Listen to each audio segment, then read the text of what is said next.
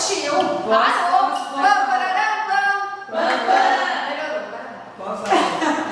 Formadora brasileira, acho que todas conhecem. Alguém conhece ainda? Todo mundo conhece, né?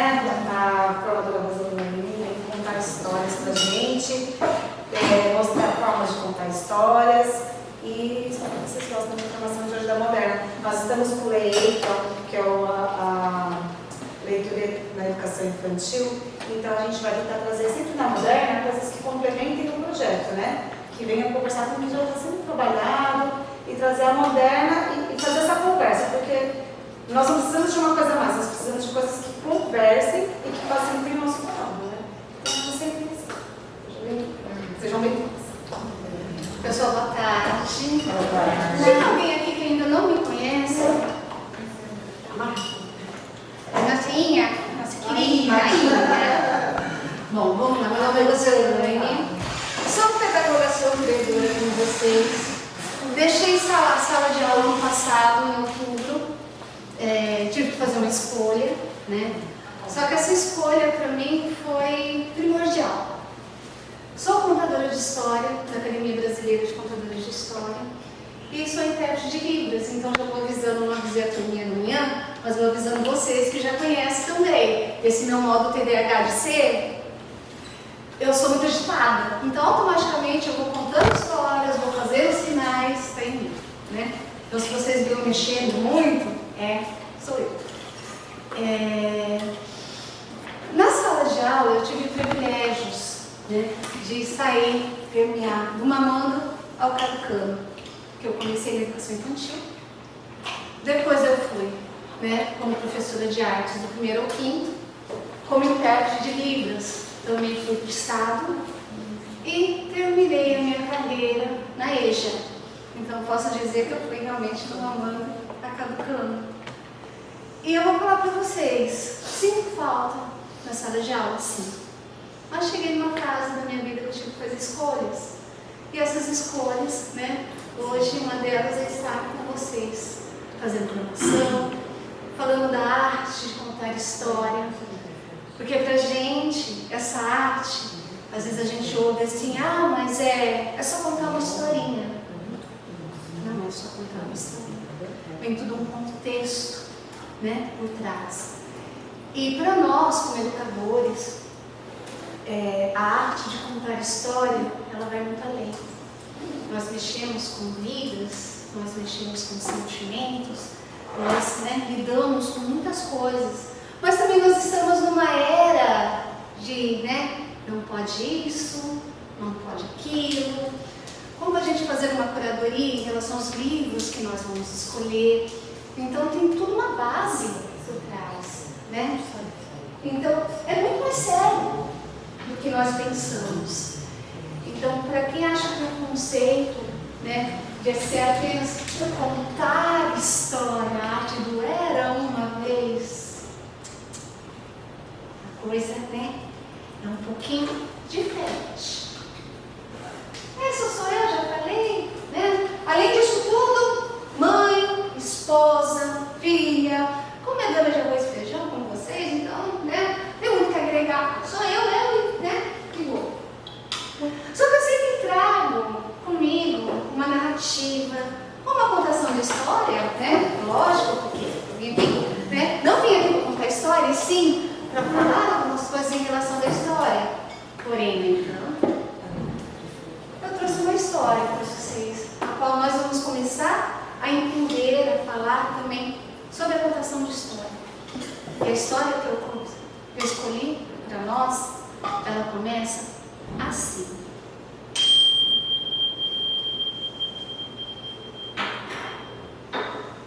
Era uma vez um cachorro chamado Sai Pra Lá Vira-Lata. Bom, esse não era seu nome de verdade, mas era assim que ele achava que se chamava. Porque toda vez que chegava perto de alguém, ele escutava: sai pra lá, vira-lata, sai pra lá, vira-lata, sai pra lá, vira-lata. E assim, ele foi vivendo a sua vida. Nasceu em um terreno baldio, com mais 7 irmãos. Mas com o tempo, se perdeu. E ele vivia livre, leve, solto. Não entendia. Com os outros cachorros viviam presos, na coleira, atrás de muros, portões. Ele não. Quando ele sentia fome, ele procurava nos lixos em algum lugar e ele até se matava. Mas tem dias que era difícil. Às vezes não encontrava nada. Mas assim passava seus dias. Quando tinha chuva, às vezes, por conta própria, ele ia, tomava aquele banho gostoso.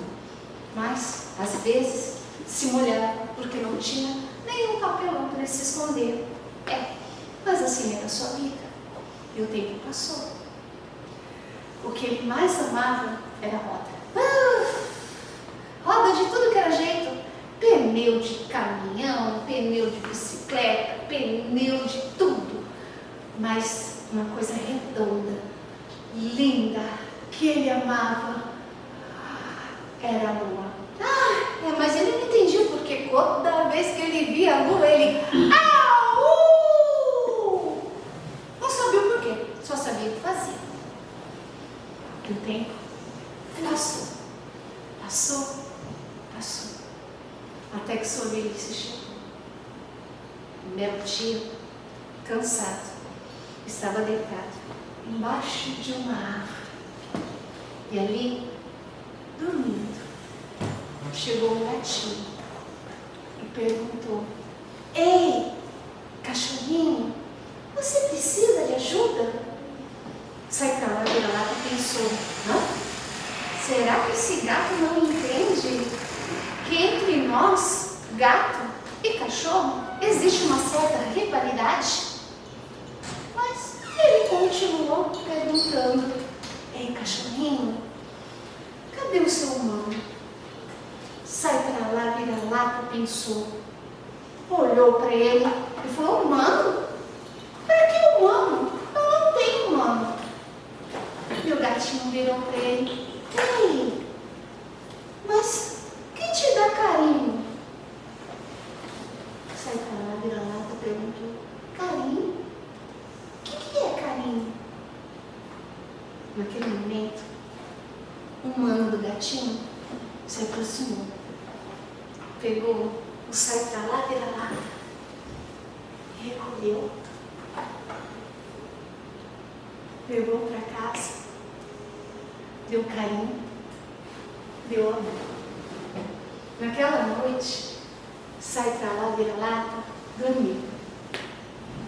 No outro dia, ele acordou num lugar iluminado e de repente ele escutou: veja, anjo, ele acordou!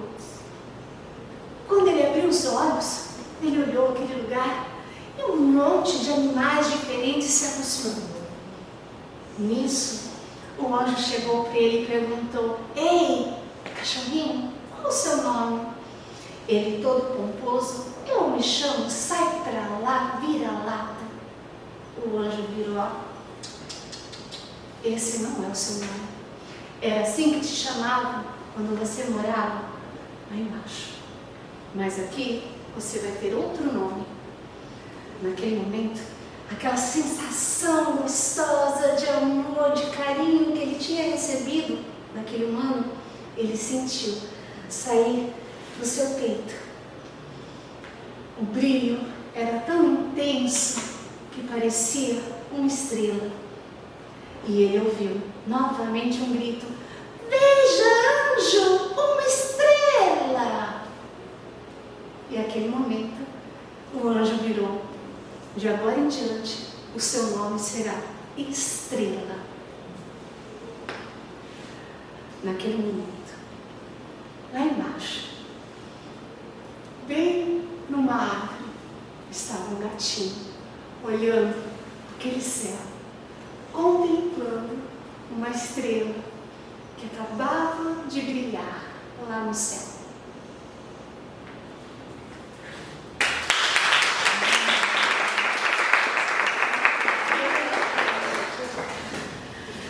Essa história é de Danilo Furlan. ele é um escritor, né? E um contador de história belíssimo, um bonequeiro incrível. E ele conta essa história em um trajeto que ele foi fazer a trabalho. E ele passou na rodovia e viu um cachorro abandonado. Só que a rodovia tinha muito movimento e ele pensou com ele: quando eu voltar no meu retorno, eu vou pegar esse cachorro. E ele trabalhou o dia inteiro pensando naquele cachorro. Mas quando voltou, o cachorro já não estava mais lá. Aliás, estava, né? Mas não estava presente mais. E ele acabou escrevendo esse livro. Para a literatura infantil, infanto-juvenil, chegar nos corações dos nossos pequenos, é o maltrato dos animais. E com essa história, aí vai falar assim: pô, se dá para trabalhar com os nossos pequenos, dá. Para contar, né, de uma outra forma, porque os nossos pequenos hoje em dia não precisam de muito mimimi, sabe, aquela coisa muito, né? Quando a gente envolve um sentimento, eles entendem. Eu fiz essa contação de história numa creche. E um dos meus alunos, ele virou assim, né? Do pré-2, ele virou assim, ele ergueu a mão. Detalhe, essa criança com espectro autista. Ele virou assim e falou assim: tia, ele morreu? Eu falei assim: morreu, meu amor. Aí ele coçou a cabeça assim: poxa, mas ele também já estava bem velhinho, né? Ainda bem que ele conheceu o amor antes de morrer. Eu achei tão, sabe, foi tão bonita a forma que ele falou. Aí foi aquele comentário: e aí, né, vocês têm animalzinho, vocês cuidam? Sabe quando a gente começa a fazer essa introdução? Porque a história nos traz isso, né, de trazer essa conversa com eles. E a gente acaba trabalhando, né, um tema sensível, que é a morte, né, falando de uma forma bonita. Porém, esse livro, em si, eu sempre trago ele comigo, ele tem uma particularidade. Eu fiz uma contação de história. Só que a mediação da leitura seria diferente. Vocês sabem a diferença da mediação com a contação? Gente, sabe? A mediação, livro, contação, sem livro. Só isso. Só que a mediação da leitura, por exemplo, hoje eu estou sendo gravada, né? E se eu pegar, estou lendo, né? E eu mudar alguma coisa no contexto, aliás, uma palavra que está aqui, e o autor do livro vai ver. O que acontece? Eu posso ser processada.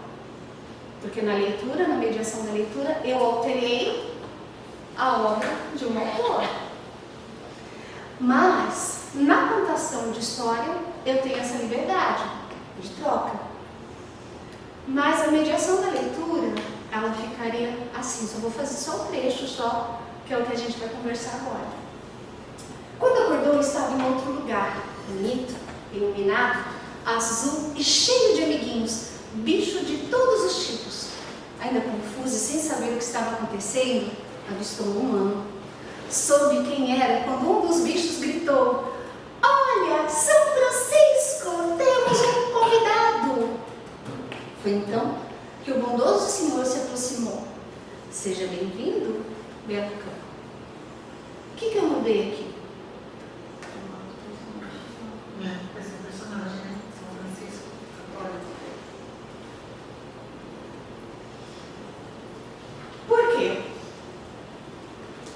Religião? Por causa da religião? Na verdade, quando eu trabalhei esse livro com os meus alunos da EJA, vou colocar isso. A gente sabe que são alunos adultos, ok. Eu fiz a mediação da leitura. Quando eu cheguei, né, nessa parte, um aluno virou para mim: eu estava até emocionado, olha, estava até arrepiada, coisa mais linda, tinha que estragar a história. Eu assim, né? Eu virei assim: para quem é católico, sabe que São Francisco é o padroeiro, né, dos animais. Isso foi o que o autor, né, o escritor, quis deixar como mensagem. Ok. Só que nós, como professores, nós estamos, né, dentro da sala de aula. Aí vai pegar nossos pequenos, contou uma história lindíssima. Aí ele vai chegar em casa, mãe, nossa, minha prof contou uma história. Ai, mãe, olha, mesmo ela sendo triste de uma certa forma, mas depois ele foi para o céu, e o São Francisco, a mãe, peraí, o que estão ensinando na escola? Religião? Aí pronto. Né? Até a gente explicar que focinho de porco não é tomada, deu um. Né? Então, hoje com essas coisas assim, de pode, não pode, faz, não faz, então a gente tem que ter um certo, sabe, um ter, né? Infelizmente está assim. Até pra gente, como contadores de história.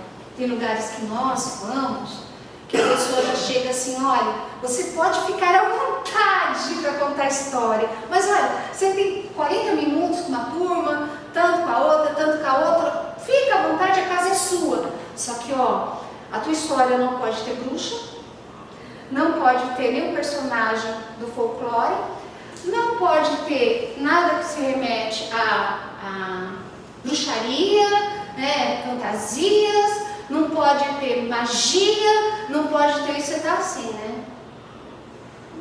Eu te dou à vontade, gente. Então, era uma vez e viveram feliz para sempre, tchau. Tá assim, tá difícil? Tá muito difícil. Tá difícil? Então, até pra gente fazer, né, uma curadoria de material, pra gente poder estar trabalhando. E aí tem aquela cultura dos pais, que hoje em dia, na minha opinião, né, essa leva nova, né, estruturada, que fala família, deveria passar por uma formação de como ser pai e mãe. Né? Para quando vai lá, coloca os filhos para nós, né, para nós professores, educar, né?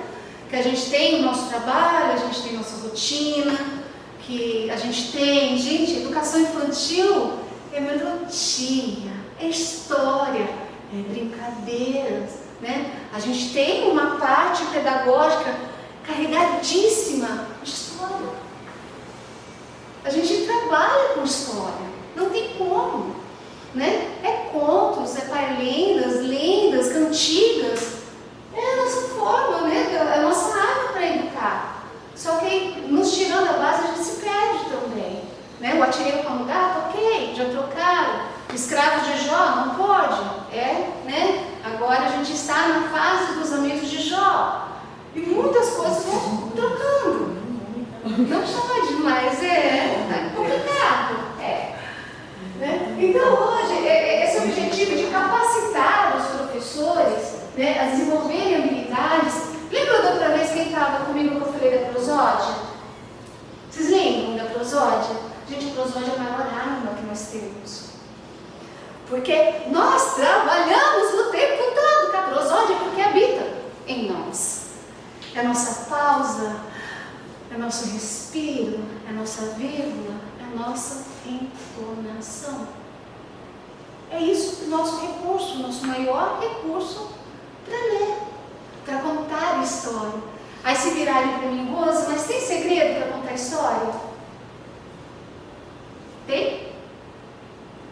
Alguém pode me falar um? Receita nenhuma. Cada um tem seu jeito, cada um tem seu tempero, né? Só que a gente utiliza o quê? Bom senso. Na área da educação, bom senso. E desde a infância somos educados a ouvir histórias de nossos pais e familiares, serão contos de livros ou até mesmo sobre situações do dia a dia.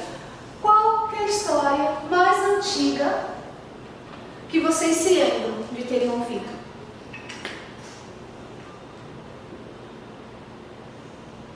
Não lembra nenhuma. Pinóquio. Eu não estou no teu voz. Já li muita história hoje. Pinóquio, uma das mais antigas. Mas sabe qual foi a primeira história, na verdade? Com certeza, todos nós ouvimos, foi uma fofoca. Todos nós ouvimos. A primeira história que permeou na nossa vida foi uma fofoca. Seja ela, né, de pai, de mãe, de vovô, vovó, ou até mesmo na creche na hora de fazer naninha com os pequenos, sabe? As conversinhas paralelas que às vezes acontecem, né? E fala assim, cara, meu final de semana foi fantástico, e vai, as crianças assim, estão batendo as costinhas, estão assim, tudo espertinho, só comigo fofoca, não dá nada. Então, a primeira, né, passagem na vida dessas crianças em relação à história é uma fofoca. Porque a fofoca dá uma bela contação de história. Mas cuidado, que tem fofoca que mata. Se mata. A leitura, mediações, versus contação e oralidade. Sempre que utilizamos o suporte livro, estamos fazendo mediação da leitura e não contando, para contar precisamos utilizar primordialmente a oralidade. Tem outros recursos, expressão. Né? Essa expressão, como nós fazemos, nós trabalhamos expressão verbal e expressão facial. Ler não é contar. Leitura, literatura, contação, oralidade tem as suas diferenças. Mediar a leitura, né? Como disse, para os nossos pequenos, vamos lá, quando você está fazendo a mediação da leitura, para quem não tem bursite, artrite, artrose ou, né, fibromialgia, dá para fazer, né, dessa forma. Claro que o livro nós precisamos, primeiro, ler, segunda vez, entender, para a terceira vez nós conseguimos interpretar. Porque apenas uma passada de olho, sem entender o contexto, às vezes numa vírgula, a gente muda totalmente a história. Isso as crianças percebem. Por isso que eu falo, é muito importante a prosódia. E quando a gente está com os nossos pequenininhos, até hoje eu vejo em sala de aula alguns professores que vão fazendo, né, a leitura, dá aquela respirada e vão mostrando. Só que quando vão fazendo isso, a história ela perde um pouco, né, da sua empolgação. Então quem tiver, né, aliás, quem não tiver artrite, bursite, fibromialgia, né, e tiver já uma habilidade para poder contar a história, fazer a mediação da leitura, né, conseguindo fazer dessa forma, seria ideal. E com os nossos pequenos, a maioria, né, os textos são menores, então fica mais fácil da gente fazer a mediação mostrando o livro também. Ou, no caso, que nem de manhã teve uma professora que tem a tecnologia, né, que ela vai passando os slides das imagens do livro e fazendo a leitura. Ótimo, né? Lembrando que a tecnologia também está ao nosso favor, quem tem, né? E para a criança não se pode fazer isso de qualquer jeito, de jeito nenhum. Pegando o primeiro volume que se vê na estante. Vocês lembram do exemplo que eu dei da outra vez, né? Que eu falei do menino que pegou o livro, que falou que tinha um palavrão no livro? Gente, isso acontece, mas não era palavrão. Na cabeça dele era, mas não era. Aí, no decorrer da leitura, demonstrando que não está familiarizado com uma ou outra palavra, ou até com várias, e para cada pronunciar o nome de um determinado personagem. Por isso que eu falo, primeira vez nós lemos, a segunda vez entendemos, a terceira vez interpretamos. Por quê? Porque quando a gente já tem o conhecimento do livro, a gente acaba, né, entrando na história, a gente interpreta. Essencial. Assim, quando chegar o momento de narrar a história, passa a emoção verdadeira, aquela que tem lá de dentro, lá no fundinho, que isso chega ao ouvinte. Leitura interpretativa, na verdade, isso é o que a gente mais trabalha em sala de aula. Isso daqui vai além da contação de história. Na leitura interpretativa, ela envolve uma análise mais profunda das entrelinhas, do simbolismo, da mensagem, da motivação dos personagens, Então já vem aquela parte da segunda, da terceira, da interpretação do que estamos lendo. É um livro riquíssimo de se trabalhar com ele, que ele vai muito além, né, das entrelinhas. E é um livro infantil, Patinho Feio. O Patinho Feio dá para trabalhar muitas coisas. E você vai pegar um livro infantil, né? Só que já começa a trabalhar diferenças, empatia, né? Bullying. Olha o que dá para tirar dele. É porque nós começamos a entender, né, seu simbolismo, começamos a interpretar, né, a necessidade. E quando a gente começa a ver, analisar essa visão crítica, a gente começa a ver também a necessidade dos nossos pequenos. Porque todo mundo, né, às vezes pega um livro, já olha o livro e já fala assim: esse daqui, o meu aluno, ele precisa ouvir. Sempre tem aquele que vai ser direcionado com ele, né? Ah, esse daqui mesmo precisa ouvir. Nossa, daqui, né? Já vai direcionado, a gente já pega, já vai dar até o nome do livro da criança, porque sabe que ele tem essa necessidade de ouvir essa história.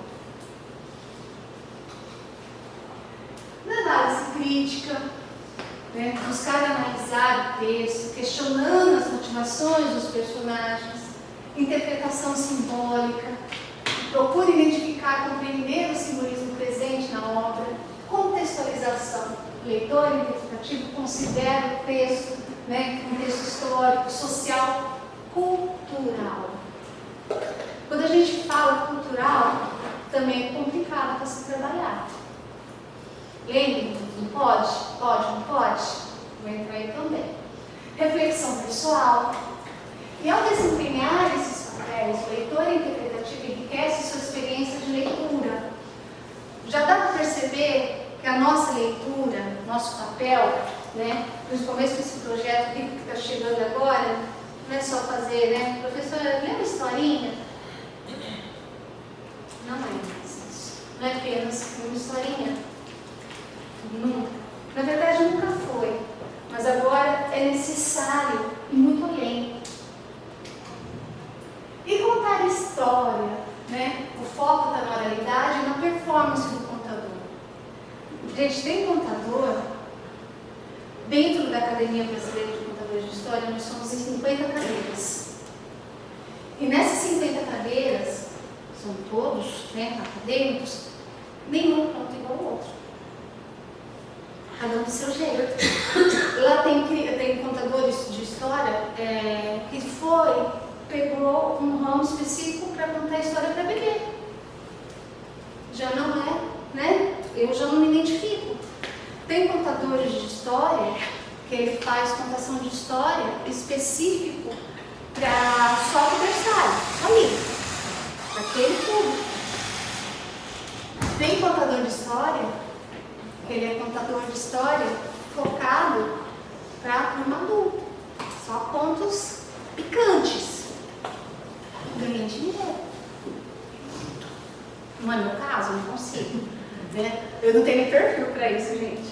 Mas, ok. Então, imagina, dentro de uma academia tem eles, né? Vários tipos de contação. E tem aquele, né? Eu, por exemplo, eu gosto, minha pegada mais revolucionária.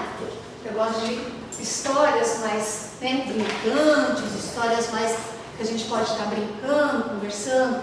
Mas tem contador de história, ele chega, ele senta, ele se apresenta e começa o Era Uma Vez. Simplesmente ele vai olhando um por um e contando história. Gente, é a voz e a expressão. Ele não fica que nem eu, né? O TDAH de ser, não fica andando para lá e para cá, ele fica parado. E ele encanta com a voz. Não precisa mais nada. Então, cada um tem seu jeito. Cada um tem sua narrativa. Assim como tem os contadores de história griot. Acho que eu expliquei para vocês o que é um contador de história griot. Não? Tá, vamos lá. Isso é importante também. Posso? eu falei assim, amor, o que você viu foi um contador de história griot. Ele assim, o que é isso? Eu falei, um contador de história griot, ele vem, né, vestido com a sua cultura, né? Ele vem repleto com a sua cultura. Ele tem a cor da noite, como ele costuma dizer. Ele vem trajado com as roupas, né, com as figuras, né, todos lá do continente africano. E ele carrega dentro de si as histórias 100% do continente africano, né? E os tambores, na verdade, são para chamar não, são para envolver, né, as histórias. Então ele chama para si, faz parte. Então a roupa, né, o cenário, e não tem, gente, desculpa, vocês nunca vão ver uma contadora de história griot, nem fake news se não é cor, não existe, né? É a mesma coisa se eu for colocar um kimono e falar que eu estou contando história coreana, não combina. Ele veste a cultura e é lindo. Então, se um dia vocês verem, né, um contador de história griot e alguma criança, por tradição de ouvir um adulto, né, porque ele ouviu de alguém, aí você já sabe explicar que ele é um contador de história tradicional, original do povo da cultura africana. Beleza? Isso é importante, porque pode acontecer, né, da gente debater aí, né, com essa fala. A história, ela traz conexão humana, ela mexe com experiências, emoções, valores, transmissão de cultura, foi o que eu falei, né, transmitir tradições, valores culturais, conhecimentos de geração em geração. Aqui, quando a gente fala geração em geração, aí já fica mais difícil. Porque na minha geração, né, eu escutava, olha a cabeleira do Zezé de boa.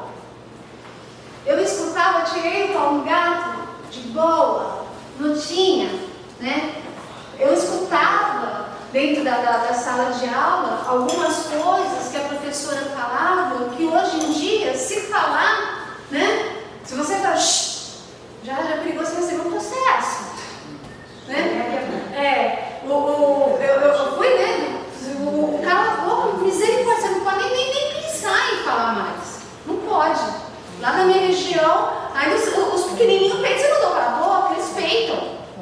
Então tá difícil, né? Só para passar conhecimento de geração em geração, quando a gente fala isso, né, as crianças ficam assim. Como que vocês viveram numa época? A gente viveu numa época que não tinha celular? A gente viveu numa época, né, a gente, desculpa, tá? Tô falando na minha época, mas tem gente, né, tem da década de 80, 80, tudo bem. Que eu não tinha essa tecnologia que tem hoje. Então, quando eu brincava de fubeca na rua, brincava das coisas que eu fazia, né, e a gente fala com essas crianças, a gente é como se fosse, né, do outro mundo. É alienígena para eles. E quando a gente vai passar dessa cultura, como eu falei, a brincadeira escravo de Jó, não pode mais, amigos de Jó, gente, uma nomenclatura que a gente usou a vida inteira, não pode. Né? E falaram que não podia, mesmo que, né, a cultura ia entrar com o processo em si, se continuasse.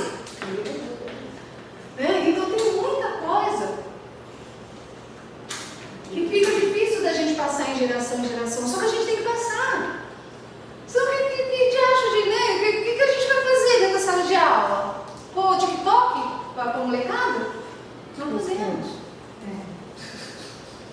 Né? Então a gente vai pegar livros, né? Claro que nessa fase a gente não vai trabalhar, pegar livros mais potentes que falam do nosso folclore, né? Que vem falando daquelas narrativas mais, né? Tipo Mãe d'Água, Mãe de Ouro, que são, né, histórias lindíssimas, mas não cabem para os nossos pequenos, a gente já separa. Mas aí a gente vai trabalhar a cuca, né? A gente vai trabalhar o saci, aí vem a mãe. Se for falar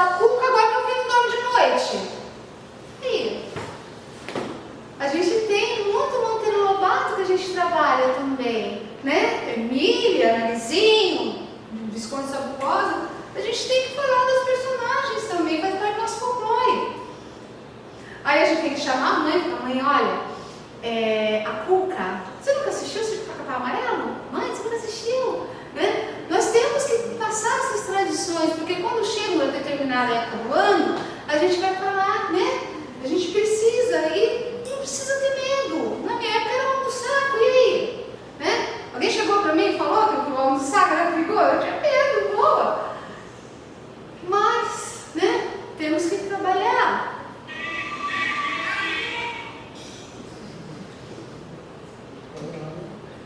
Estímulo à imaginação. Ao ouvir uma história, estimulamos a imaginação e a criatividade. As narrativas despertam interesse. Contos de fadas. Nós trabalhamos muito contos de fada nessa época. O Era uma Vez, E Viveram Felizes para Sempre, né? Fazemos algumas adaptações, fazemos algumas alterações. Hoje em dia também, né? Tem algumas histórias que eles não querem para contar por causa de empoderamento. Gente, até nossos clássicos, que nós estamos trabalhando com nossos pequenos, entrou a palavra empoderamento. E aí? Vamos continuar trabalhando? Contem história, continuem. Esses podem. Aprendizado e empatia. Olha que coisa mais linda. Empatia. Muito falado, muito pregado, mas pouco praticado. Isso é o que falam, né, nas redes sociais. Empatia, empatia, empatia, empatia, empatia. Qual é a melhor forma de trabalhar com os nossos pequenos? Empatia.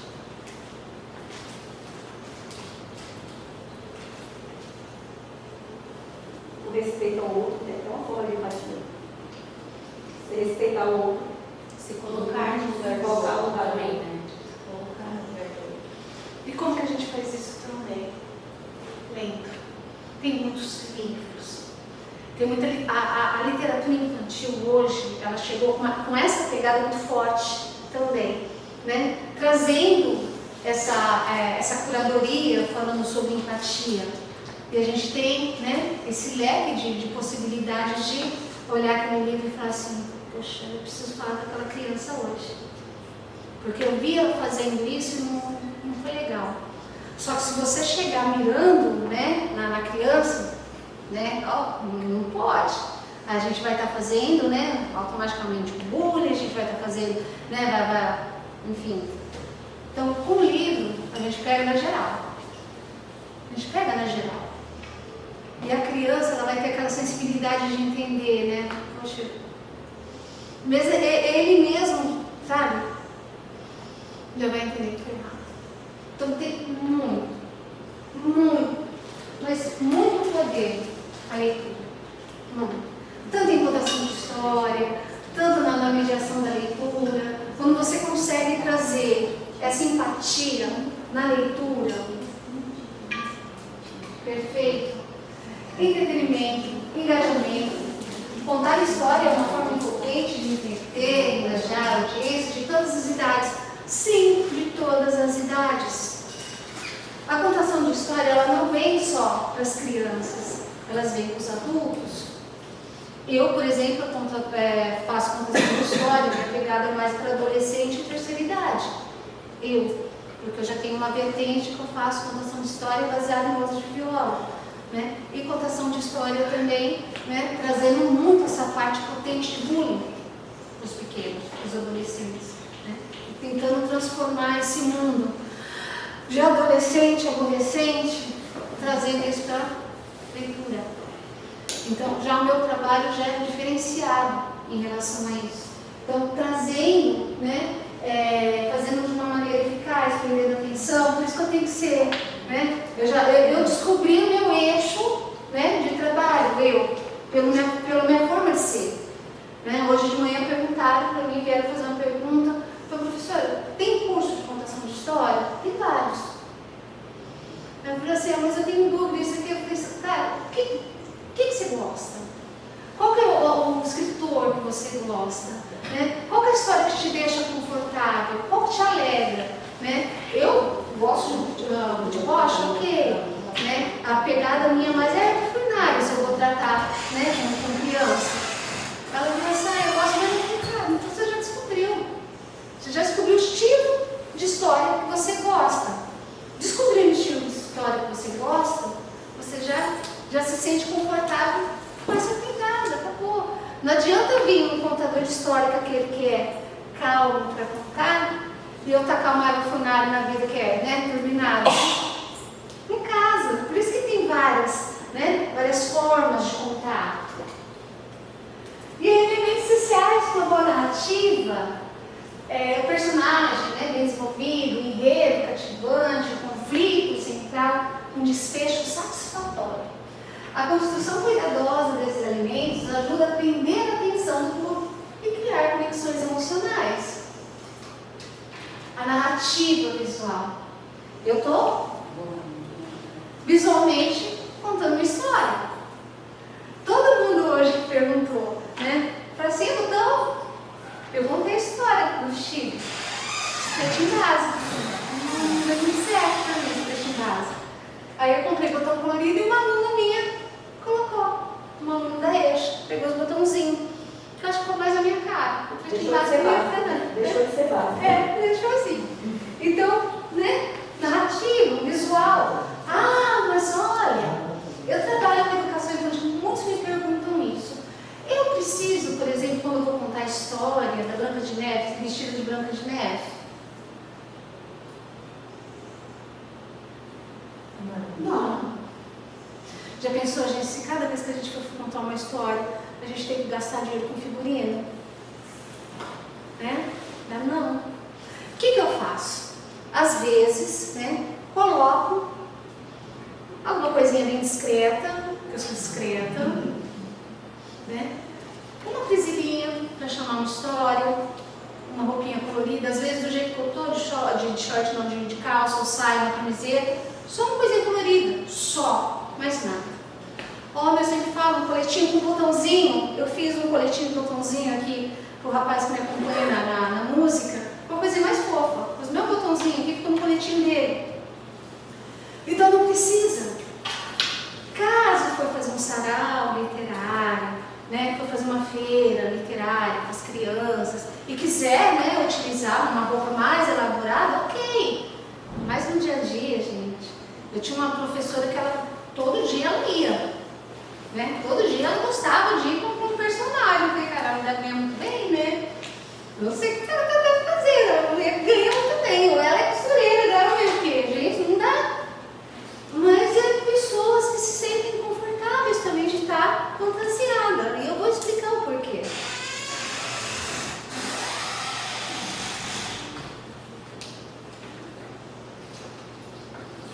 Variedade de gêneros, estilos, muito importante, contos folclóricos, narrativas contemporâneas, explorar diversos gêneros, estilos, né, que permite para a gente também, né, ter as nossas criatividades, adaptações, entender também a diferença, que a gente sabe que as pequenininhas adoram, né, contos de fada, que elas adoram ser as princesas, os nossos pequenos serem os heróis. Então a gente já sabe também do que eles gostam.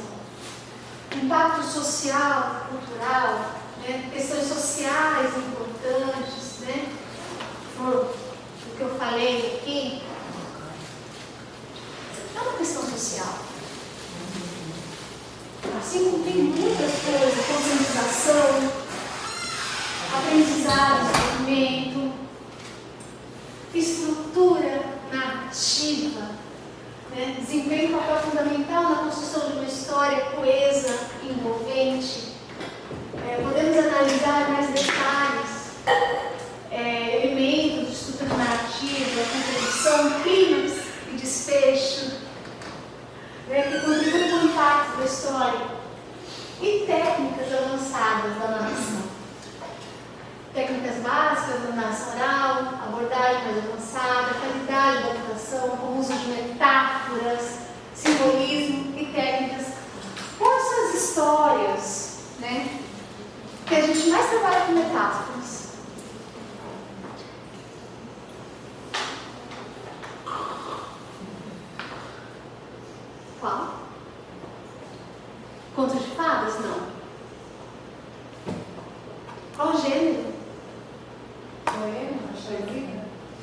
Ciência e poesia. Que a gente mais trabalha com metáforas.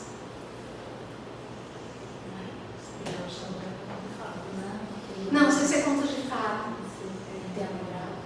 O que tem sempre moral da história. Fábula praticamente são metáforas o tempo todo. Público e contexto, entender os nossos pequenos. Esse entender os nossos pequenos, antigamente a gente perguntava, olha, na sala de vocês, né, tem aluno com TDAH, tem aluno, né, com diabetes. Hoje em dia a gente já pergunta assim, ó, alguma de vocês não tem, né? Porque hoje em dia todo mundo já está tendo. Então, por exemplo, algumas histórias que nós caprichávamos muito na hora de contar, por exemplo, aquelas risadinhas de bruxa, né? Que a gente soltava, né? Já não pode. Só que esse não pode não é por causa da bruxa em si. Porque às vezes a risada, aquele agudo, né, que vai tão alto, pode desencadear uma crise, né, numa criança que tenha um espectro autista. Então isso pode, né, às vezes a gente está lá na empolgação e às vezes até uma donacidade que a gente usa e de repente a criança já está assim, né, já está brava, já está nervosa, então a gente tem que ter esses cuidados também. E eu fui aprendendo isso dentro da sala de aula. Então, quando às vezes eu sou contratada, a primeira coisa que eu chego e falo, olha, tem algum problema, ele gosta ele tem algum problema com barulho, instrumento. Esse, por exemplo, se chama PIN.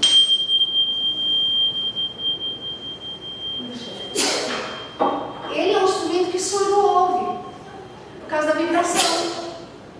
Só que ele não irrita. Porém, no entanto, já para alguns alunos, isso, né? Então já não posso usar. Alguns. Entende? Então a gente tem que saber realmente, né? O que pode, o que não pode, antes da gente começar a elaborar uma contação de história. Porque eu posso levar os elementos que eu vou estar utilizando para fazer essa contação. E narrativa não linear, né? Explorar narrativas não lineares, quebrando sequência cronológica tradicional, que pode surpreender e desafiar o público. Saltos temporais, flashback, montagem criativa são recursos que podem criar uma experiência narrativa intrigante e inovadora. Rose, o que é isso? Vamos sair da linha do conforto? Vocês conhecem esse livro? Não? Esse livro, ele é incrível do começo ao fim. Do começo ao fim. Ele trabalha tudo nele. E na educação infantil também tem uma pegada gostosa de se trabalhar. Ele tem poema, tem carta, estrutura de carta, tem, gente, tudo. Só que tem uma das histórias que tem nele, ele é assim. Uma história um pouco esquisita. Era uma vez um príncipe diferente dos outros. Ele era um pouco feio, um pouco estranho, um pouco torto e um pouco azarado também. Um dia, esse príncipe foi preso numa torre por uma princesa horrorosa, chata, mandona e feia de loira. O coitado ficou se sentindo muito mal, pior que um sapo perdido na areia do deserto. Por sorte, uma bruxa muito interessante, bonita, alegre e engraçada ficou sabendo dessa terrível maldade, não perdeu tempo, montou o cavalo nas costas e saiu correndo para lá. Chegou, gritou: "Oh, príncipe amado, jogue-me tuas tranças, eu vim te salvar." O príncipe ficou tão feliz com a chegada dela que, sem pensar, pulou lá de cima, caiu no cavalo, quebrou uma perna, dois dentes da frente, torceu a costela, rasgou toda a roupa e, como se não bastasse, perdeu a peruca também. E o que aconteceu com o pobre cavalo? Ninguém sabe. O príncipe se arrebentou inteiro, mas a bruxa que o amava cuidou tão bem dele que o moço ficou bonzinho, só um pouquinho mais torto do que antes. A bruxa e o príncipe mudaram para longe, para uma terra distante, bem mais bonita que aquela, e compraram um castelo antigo, lindo, que ficava no alto de uma montanha. E aí, o que aconteceu? de verdade, o que ninguém acreditava que fosse acontecer, eles viveram juntinhos para sempre, felizes, cheios de amor. Nota de rodapé. Um dia, quando eles já eram bem velhinhos e continuavam felizes, ficaram sabendo que a princesa malvada tinha se casado com um dragão. Um dragão que sabia queimar a maldade dela com o fogo das ventas. Quando a gente pega, né, uma estrutura narrativa que sai desse limiar, que sai desse contexto, quantas histórias eu utilizei dentro de uma aqui? E as crianças vão ficar assim, gente, a Rapunzel como assim? Né? Mudou tudo. Mudou tudo. A bruxa, né? Que era bonita, era feia. Então as crianças ficam assim. E dá pra gente fazer isso em sala de aula? Sem precisar mudar essas estruturas das histórias que nós temos? Nós criarmos, dá. Dá para as crianças criarem? Dá. Dá pra gente fazer muita coisa e eles se divertem. Isso foi só um exemplo. Contação de história com técnicas teatrais. Ah, Rose, mas agora eu vou ter que aprender teatro para poder contar história? Tem que aprender? Tecnicamente falando, um contador de história, para ganhar editais, né, por aí, a gente entra na categoria de teatro. Contador de história. Por quê? Porque não tem categoria para nós. Nem na literatura, nem nisso, naquilo. Se a gente vai concorrer com o edital, a gente concorre uma trupe de teatro, isso, aquilo, porque não tem. Então, quando a gente fala assim, olha, eu preciso de técnicas teatrais, no meu caso, eu já nasci para ver artística, ok, né? Bem. Mas, como eu disse, contador de história, narrativa, não precisa de teatro. Só que o professor da educação infantil, ele já tem na veia artística, pedagógica, já vem, né? Não tem como, já vem. O professor é artista e ponto. Ninguém fala o contrário. No teatro tradicional, a representação de uma mais histórias, personagens, cenário, atores que representam personagens de vida e história. Isso a gente pode já fazer, nós já anos, tarau, né? Contação de história, o contador narra a história usando a imaginação, a expressão. E a contação com técnicas teatrais, maior uso de espaço, expressividade corporal. E o contador de história pode ser um contador, um personagem? Pode. Os personagens da história podem ser dramatizados em algum momento? Pode. Assim dá para fazer muita coisa. Né? O contador de história ele tem a liberdade de trabalhar de todas as formas, com a sua oralidade, com a sua expressão, com o seu jeitinho. Bem, alguns recursos de encantamento figurino. Como eu disse, não preciso, né, me vestir de Cinderela, até porque não ia combinar muito, não. Expressões faciais.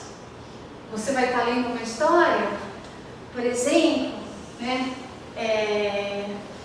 Vamos colocar, e o rei morreu. Combina? Sorriso?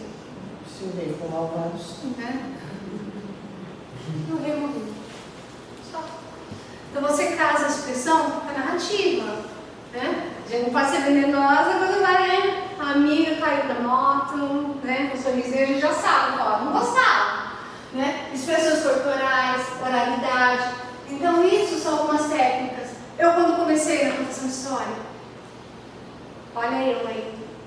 Tinha peruquinha? Tinha, tenho até hoje. Usava uma máscara? Sim. Minhas roupas eram cheias de flor? Sim. Por isso que chamam de florzinha. Só que aí eu comecei na educação infantil. Isso daqui, como a gente chama, né, no meio artístico, é um produto agregado. Essa é a minha personagem, a florzinha. Eu uso para trabalhar com os pequenos. Né? Se paga e quer que bate a florzinha, eu vou, não tem problema, pagando bem eu vou. Mas aí, como eu trabalhava com surdos, eu não podia usar máscara. Imagina, né? Às vezes, um sinal que vai fazer, eu preciso da expressão facial, para que cobria. Só que aí verdade, que eu me soltava quando eu colocava essa fantasia. Eu me vestia do personagem, minha gente. Eu era outra. Imagina, eu outra, né? Duplicado. Por quê? Porque eu me sentia confortável. Só que aí eu fui tirando. Quanto mais eu estudava, mais eu tirava. Quanto mais eu estudava, mais eu tirava. Até eu me transformar em Roselane Rodrigues. É o meu nome mesmo, que eu fui tirando. Aí tem expressividade. Eles amam, a criança ama isso. Quando você está contando uma história, eles olham para você como se você fosse, vamos colocar um popstar, nem sei se usa essa palavra hoje em dia, mas o encantamento é tão grande que vira um imã. Eles querem ficar perto, né? Eles querem grudar, eles querem apertar, eles querem te tocar. Porque vocês viram para eles uma coisa de outro mundo. As expressões, né? E aqui contando para os pequenos, usando fantoche. Olha que maravilha! Fantoche, dedoche, palitoche, que é o recurso que a gente mais utiliza na educação infantil. E dá para trabalhar muito com eles. E o importante é pensar que a partir do momento que me coloco na frente de um grupo, tudo que realizo gera leitura, desde a minha vestimenta até os meus delicados gestos. Deste modo, tudo precisa ser pensado. E quando falo-se pensado, não quer dizer marcado, cristalizado, e sim experimentado.